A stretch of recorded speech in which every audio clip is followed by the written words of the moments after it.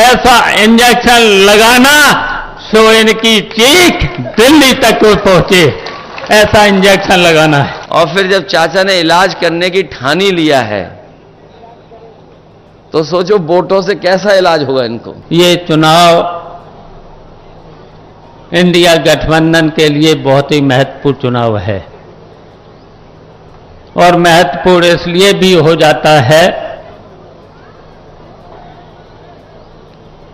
कि भारतीय जनता पार्टी बहुत घटिया पार्टी है और बहुत ही घटिया स्तर पर उतर के आ गई है। आपने देखा है कि झूठ भी बोलती है और झूठ के साथ साथ पूरे देश और प्रदेश की जनता को भ्रमित भी करती है, और ऐसे ऐसे निर्णय लिए हैं जिससे जनता को कोई लाभ नहीं हुआ है, जनता उससे परेशानी हुई है। की बार हम आप सब लोगों से कहना चाहते हैं, इन भारतीय जनता पार्टी के लोगों के ऐसा जसवंत नगर से ऐसा इंजेक्शन लगाना सो इनकी चीख दिल्ली तक को पहुंचे, ऐसा इंजेक्शन लगाना है। जसवंत नगर है और तारीख 1 मई है, ये समझ लो बीजेपी गई, इसका पता नहीं लगेगा इसके बाद। और फिर जब चाचा ने इलाज करने की ठानी लिया है तो सोचो वोटों से कैसा इलाज होगा इनको।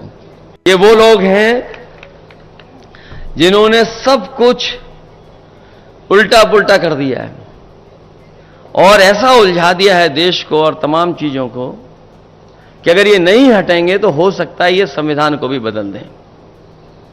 कई बार हम लोग इस बात को कहते हैं कि संविधान बदलेंगे, तो पत्रकार साथी और बीजेपी के लोग ये तर्क देते हैं कि संविधान कैसे बदल जाएगा।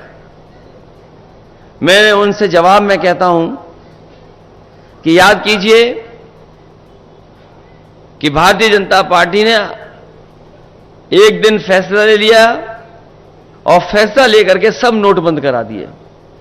क्या किसी पत्रकार को पता था? क्या किसी जनता में किसी सदस्य को पता था? और इसी तरह अभी जो अग्निवीर व्यवस्था आई है, ये जो अग्निवीर व्यवस्था जो पक्की नौकरी होती थी, ये जो 4 साल की नौकरी कर दी है।